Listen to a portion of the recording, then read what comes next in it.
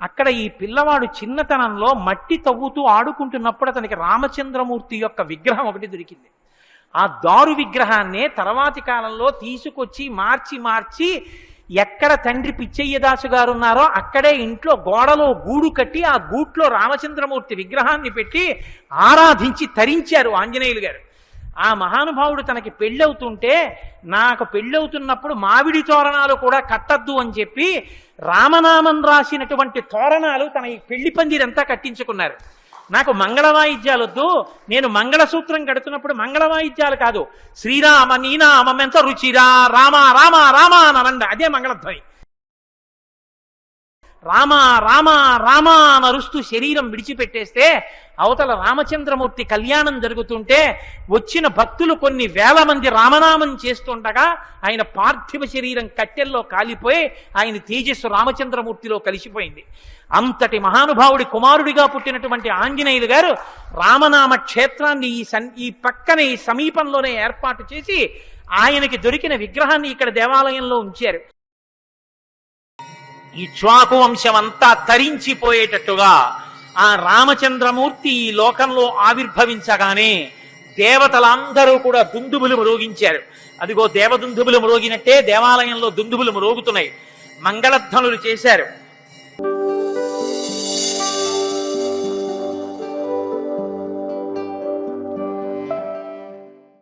ముగ్గురికి పాయసం పంచిపెట్టిన తరువాత బ్రహ్మగారు పిలిచి, పార్వతీదేవి శాప కారణం చేత మీ భార్యల యందు మీకు సంతానం కలగరు, కాబట్టి మీరు వానరకాంతల యందు మీ తేజస్సు నిక్షేపించి అప్సరసల యందు మీ తేజస్సు నిక్షేపించి బలవంతులైనటువంటి పుత్రులు కలిగేటట్టుగా మీరు జాగ్రత్త తీసుకోండి అని చెప్పాడు.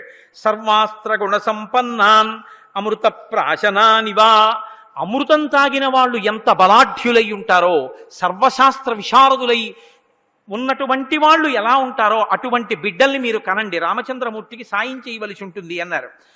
అప్సరస్సు చ ముఖ్యాసు గంధర్వీణాం తనూషు చ యక్ష పన్నగ కన్యాసు వృక్ష విద్యాధరీషు చ కిన్నిరీణాంచ గాత్రేషు వానరీణాం తనూషు చ సృజద్ధం హరిరూపేణ పుత్రాంస్తుల్య పరాక్రమాన్ పూర్వమేవ మయా సృష్టో జాంబవాన్ వృక్షపుంగవః జృంభమానస్య సహసా మమ వక్త్రాదజాయత. ఆయన అన్నాడు, మీ భార్యల వలన సంతానం కలగదు కాబట్టి గంధర్వకాంతలు, యక్షకాంతలు, పన్నగకాంతలు, నాగకాంతలు, వృక్షకాంతలు, విద్యాధరకాంతలు, వానరకాంతలు, వీరి యందు మీ తేజస్సుని నిక్షేపించి మీతో సమానమైన బలం కలిగినటువంటి వానర వీరుల్ని సృష్టించండి. నేను ఇతపూర్వమే ఒకానొకప్పుడు నా సభలో కూర్చుని ఆవులించాను. ఆవలించినప్పుడు నా నోటిలోంచి ఒక వానరం ఒకటి బయటికి దూకింది. ఆయనకి జాంబవంతుడని పేరు. అందుకే అన్ని విషయాలకి బ్రహ్మగారిని ఎలా సంప్రదిస్తారో శ్రీరామాయణంలో వానరులందరూ జాంబవంతుడిని సంప్రదిస్తుంటారు. అది అక్కడ పెద్ద తలకాయ, ఆయన కొడుకు ఇక్కడ పెద్ద తలకాయ. అందుకని జాంబవంతుడు పెద్దవాడు, మహా బలపరాక్రమాలు కలిగినటువంటి వాడు. ఒకానొకనాడు శ్రీ మహావిష్ణువు త్రివిక్రమ స్వరూపంతో భూమిని దానం బట్టి ఆయన ఇంతంతై వటుడింతయ్యై వరియుతానింతయ్య భోవీధిపై అంతైద అని అంత పెద్దవాడైపోయి భూమండలాన్ని, ఆ స్వర్గలోకాన్ని అంతటినీ ఆక్రమించేసినప్పుడు 21 పర్యాయములు ప్రదక్షిణం చేశాడు జాంబవంతుడు. అంతటి బలశాలి. కాబట్టి నా నోటి వెంట జాంబవంతుడు పుట్టాడు, మీరు కూడా సృష్టించండి అన్నాడు. వానరేంద్రం మహేంద్రాభం ఇంద్రో వాలినమూర్జితం సుగ్రీవం జనయామాస తపన తపతాంబరః. ఇంద్రుని యొక్క అంశతో వాలి పుట్టాడు.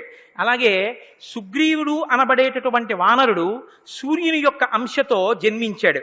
అలాగే బృహస్పతి త్వజనయత్తారం తారం నామ మహాహరిం, బృహస్పతి తన అంశతో తారుడనేటటువంటి వానరుణ్ణి సృష్టించాడు. సర్వవానర ముఖ్యానాం బుద్ధిమంతం అనుత్తమం, బృహస్పతి ఎటువంటి బుద్ధి కలిగినటువంటి వాడో ఈ తారుడనబడేటటువంటి వానరుడు కూడా అంత బుద్ధి కలిగినటువంటి హరివీరుడు. ధనదస్య సుత శ్రీమాన్ వానరో గంధమాదనః, కుబేరుని యొక్క అంశతో కుబేరు పుత్రుడిగా వానర రూపంలో గంధమాదనుడు పుట్టాడు.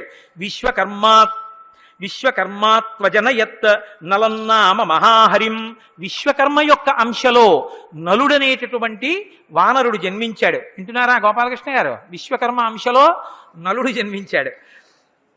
పావకస్య సుత శ్రీమాన్ నీలోగ్ని సదృశ ప్రభవ, అలాగే అగ్నిహోత్రుని యొక్క అంశతో నీలుడనబడేటటువంటి వానరుడు జన్మించాడు. తేజసాయశసా వీర్యాత్ అత్యరిచ్యత వానరాత్, అపారమైనటువంటి తేజస్సు వీర్యవంతులైనటువంటి వానరుల్ని సృజించారు. రూపద్రవిణ సంపన్నౌ అశ్వినౌ రూపసమ్మతౌ మైందంచ ద్వివిధంచైవ జనయామాసతు స్వయం. చాలా రూపవంతులైనటువంటి తేజస్సు కలిగినటువంటి అశ్వినీ దేవతలు మైందుడు ద్వివిధుడు అనబడేటటువంటి ఇద్దరు వానరుల్ని సృష్టించారు. వరుణో జనయామాస సుషీణం వానరర్షభం. వరుణుడు సుషేణుడు అనబడేటటువంటి వానరుణ్ణి సృష్టించాడు. శరభం జనయామాస పర్జన్యస్తు మహాబలం. అలాగే పర్జన్యుడు ఒక వానరకాంతయందు తన తేజస్సుని నిక్షేపించి శరభుడు అనబడేటటువంటి వానరుణ్ణి సృజించాడు. మారుతస్యాత్మజ శ్రీమాన్ హనుమాన్ నామవీర్యవాన్ వజ్ర సంహననోపేతో వైనతేయ సమోజవే సర్వవానర ముఖ్యేషు బుద్ధిమాన్ బలవానపి. వాయుదేవుని యొక్క అంశతో అందరు వానరులలోనూ కూడా బలాఢ్యుడైనటువంటి వాడు, గొప్ప బుద్ధిబలం కలిగినటువంటి వాడు, మహాత్ముడైనటువంటి వాడు, రామచంద్రమూర్తి యందు అపారమైనటువంటి భక్తి కలిగిన వాడు, ఎవరిని స్మరించినంత మాత్రం చేత బుద్ధి వాగ్బలము ఆరోగ్యము కలుగుతాయో అంతటి తేజస్సంపన్నుడైనటువంటి శ్రీ హనుమ జనించారు. కాబట్టి వాయుదేవుని యొక్క అంశతో వచ్చినటువంటి వాడు హనుమంతుడు. ఇలా ఈ వానర వీరులందరూ సృజింపబడ్డారు. వీళ్ళు ఎంతటి బలం కలిగిన వారంటే, వీరు కాక ఇతర అంశాలతో వచ్చినటువంటి వాళ్ళు కొన్ని కోట్ల వానరములు సృజింపబడ్డాయి. ఈ వానరములన్నీ కూడా తమ కాళ్ల చేత తాకించి ఈ భూమిని అతలాకుతలం చెయ్యగలవు, సముద్రాన్ని కల్లోలం చెయ్యగలవు. ఇవి 100 యోజనముల సముద్రాన్ని గడచి వెళ్ళిపోగలవు, ఆకాశంలోకి ఎగిరి మేఘాల్ని పట్టుకోగలవు, అరణ్యాల్లో ఏనుగుల్ని అవలీలగా పట్టుకుని గిరగిరా తిప్పి విసిరేయగలవు, క్రూర మృగాల్ని చేతితో మర్దించగలవు, పెద్ద పెద్ద వృక్షాల్ని పెకలించగలవు, పెద్ద పెద్ద శిలల్ని పర్వతాల్ని ఊపి కదిపి పైకెత్తి విసరగలవు.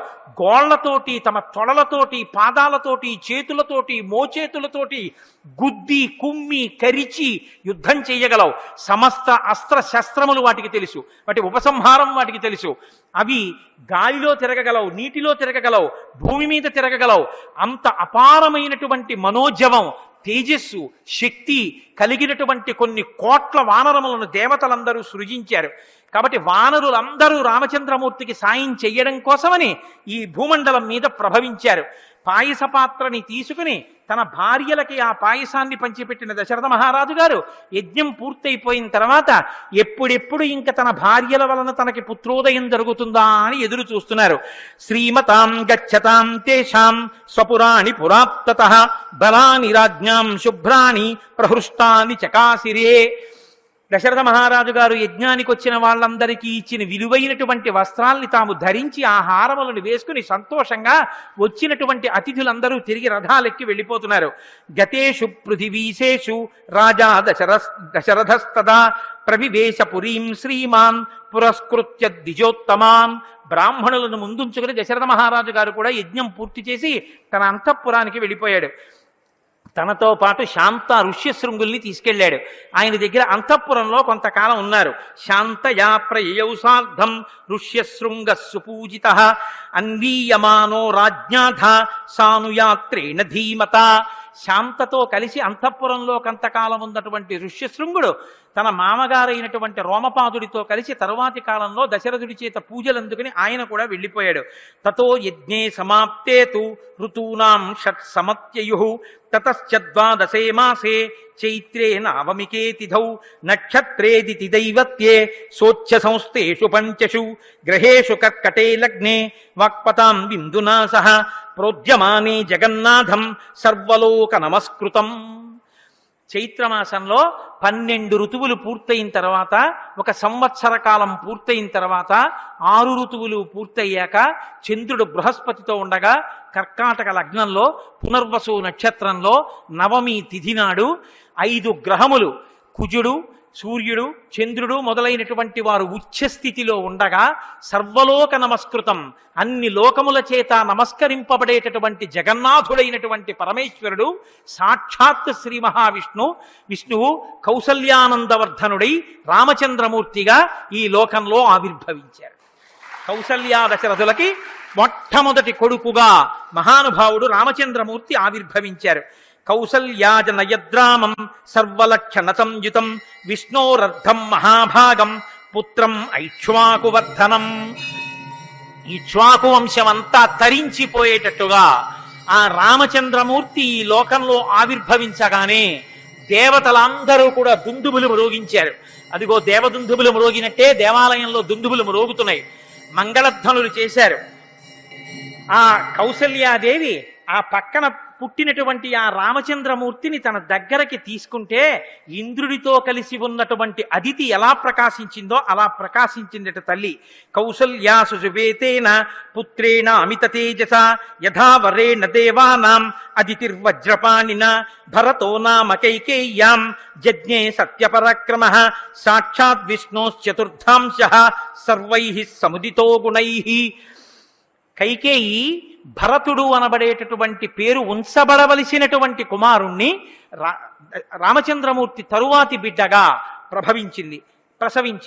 కాబట్టి రామచంద్రమూర్తి తర్వాత పుట్టినటువంటి వాడు భరతుడు. అధ లక్ష్మణ శత్రుఘ్నౌ సుమిత్రా జనయచ్యుతౌ వీరౌ సర్వాస్త్ర కుశలౌ విష్ణోరద్ధ సమన్వితౌ. లక్ష్మణుడు శత్రుఘ్నుడు వీళ్ళిద్దరూ ఆశ్లేష నక్షత్రంలో కవల పిల్లలుగా సుమిత్రాదేవికి జన్మించారు. పుష్యే జాతస్తు భరతో మీనలగ్నే ప్రసన్నధీహి. భరతుడు మీనలగ్నంలో జన్మించాడు, పుష్యమీ నక్షత్రంలో జన్మించాడు. గుణవంతో నిరూపాశ్చ రుచ్యా ప్రష్టోపదోపమాః జగుఃకలంచ గంధర్వ ననృతశ్చాప్సరో గణాః దేవదుందుభయో నేదుః పుష్పవృష్టిశ్చ ఖాచ్యుతాః ఉత్సవశ్చ మహానాసీత్ అయోధ్యాయాం జనాకులః రథ్యాశ్చ జనసంబంధ నటనర్తక సంకులాః గాయనైశ్చ విరావిణ్యో వాదనైశ్చ తథాపరైః ప్రదేయాంశ్చ దదౌ రాజా సూతమాగతవందినాం బ్రాహ్మణేభ్యో దదౌ విత్తం గోధనాని సహస్రశః. రామచంద్రమూర్తి, లక్ష్మణమూర్తి, భరత శత్రుఘ్నులు ఈ లోకంలో ఆవిర్భవించగానే ఆకాశంలో అప్సరసలందరూ నాట్యం చేశారట. దేవదుందుబులు మోగాయి, పుష్పవృష్టి కురిసింది, దేవతలు సంతోషించారు. కోసల రాజ్యం అంతటా ఉత్సవమే. వచ్చిన యాత్రికులందరూ కూడా సంతోషాన్ని ప్రకటించారు. పౌరులందరూ కూడా తమ ఇళ్లల్లోనే పెద్ద పండగ జరుగుతున్నట్టుగా పతాకాలు పైకెత్తారు. గొప్ప ఉత్సవం, ఎక్కడ చూసినా ఆనందం. దశరథ మహారాజు గారికి సంతానం కలిగింది. అశ్వమేధయాగం పుత్రకామేష్టి చేస్తే అపురూపమైనటువంటి కొడుకులు, సాక్షాత్తు విష్ణువే కొడుకులుగా పుట్టారు. సర్వగుణములతోటి శోభించేటటువంటి పిల్లలు, మనుష్య జాతి కీర్తి ప్రతిష్టలు నిలబెట్టగలిగినటువంటి ధర్మాత్ములు. ఏ మహానుభావుడి పేరు చెప్పుకుంటే పాపరాశి ధ్వంసమైపోతుందో అటువంటి మహాపురుషులు ప్రభవించారని వాళ్ళందరూ సంతోషంతో నటీనటులందరూ నాట్యం చేశారట, నాటకాలు వేశారట, అందరినీ వినోదింపచేశారట, నృత్యం చేసేవాళ్ళు నృత్యం చేశారట. వంది, మాగది, సూతులు మొదలైన వాళ్ళని పిలిచి దశరథ మహారాజు గారు కొన్ని లక్షల గోవుల్ని, బంగారు కాసుల్ని, ద్రవ్యాన్ని దానం చేశారు. వచ్చినటువంటి వాళ్ళందరినీ కానుకలతో సంతోష పెట్టారు.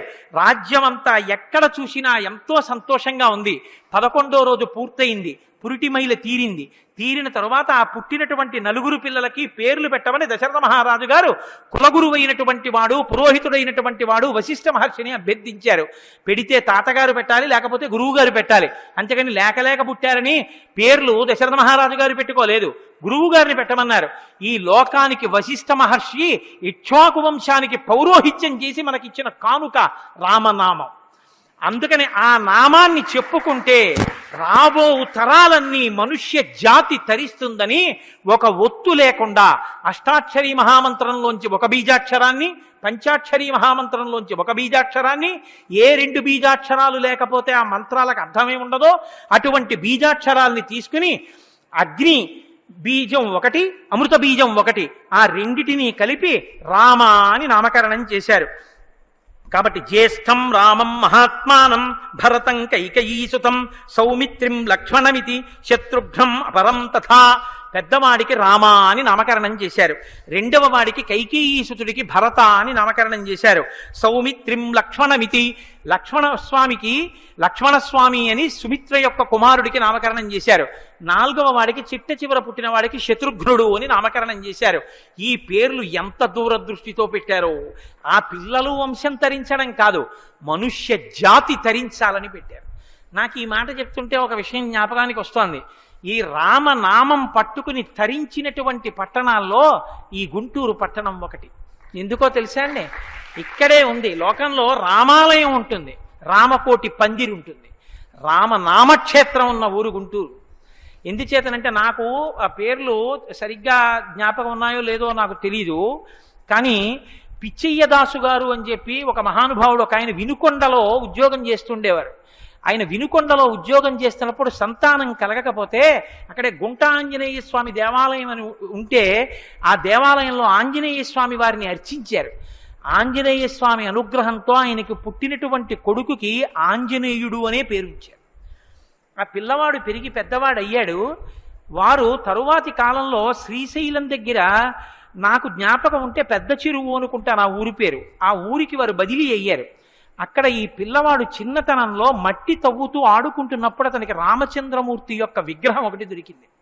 ఆ దారు విగ్రహాన్నే తర్వాతి కాలంలో తీసుకొచ్చి మార్చి ఎక్కడ తండ్రి పిచ్చయ్యదాసు గారు ఉన్నారో అక్కడే ఇంట్లో గోడలో గూడు కట్టి ఆ గూట్లో రామచంద్రమూర్తి విగ్రహాన్ని పెట్టి ఆరాధించి తరించారు ఆంజనేయులు గారు.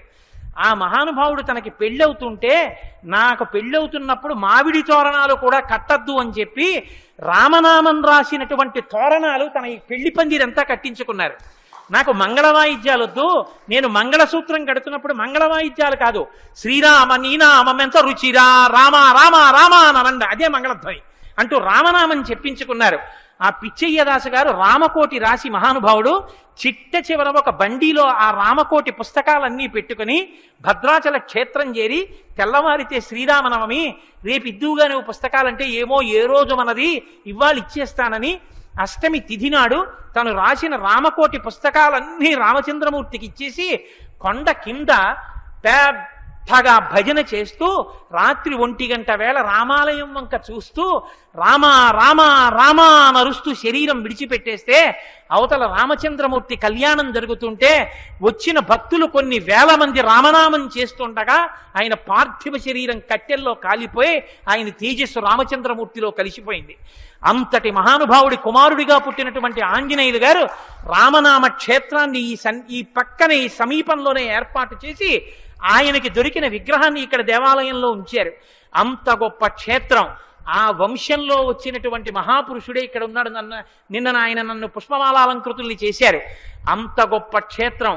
రామనామం ఎంత గొప్పదో చాటి చెప్పినటువంటి ఊళ్ళల్లో ఈ గుంటూరు ఒకటి. మీ గుంటూరు అని నేను అన్నాం. ఎందుకో తెలుసా? నాది కూడా గుంటూరు. ఏవి 42 రోజులు వచ్చి రామాయణం చెప్పి అస్తమానం ఇక్కడికి వచ్చి చెప్తున్నప్పుడు నేను ఎందుకు గుంటూరు వాడిని కాను? నేను గుంటూరు వాడిని. కాబట్టి మన గుంటూరు అంత గొప్పది. రామనామాన్ని ప్రచారం చేసిన క్షేత్రాల్లో, రామనామంతో ధన్యమైన క్షేత్రాల్లో గుంటూరు పట్టణం ఒకటి. కాబట్టి ఆ రామనామమే చాలు. ఆ ఒక్క నామం కానీ నాలుక మీద ఉందా, ధరింప చేయడానికి ఆ నామం చాలు.